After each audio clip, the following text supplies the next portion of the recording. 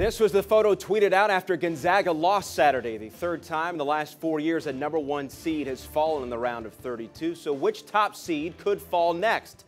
Let's check in with our school insiders, starting with Lachlan McLean and the Louisville Cardinals.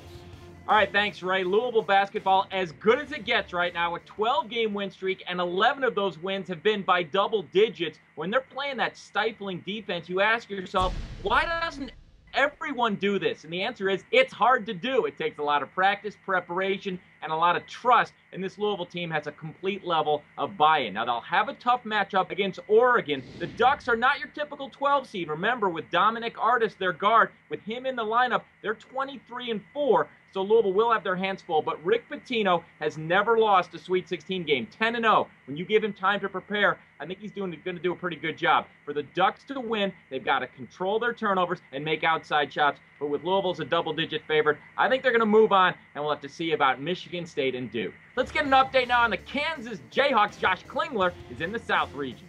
Thanks, Lachlan. Kansas, the top seeds in the South bracket, didn't play all that well in their first 2 games, but got it done at the defensive end of the floor, and that's a good recipe in the tournament. But offensively, they're probably going to have to pick up their game against a high-powered Michigan squad who they'll try to contain in the half court and slow them down. Jayhawks probably don't want to allow them to run the floor. The guard matchup is certainly interesting. Does Kansas have enough to stay with Trey Burke and company? And on the flip side, does Michigan have anybody to contain Jeff Withey, who's become a major force on both ends of the floor, specifically on the defensive end? Contrasting styles, which will rule. Kansas will like to try to slow it down a little bit more than Michigan will. Can they stop Michigan and their outside guard-oriented game?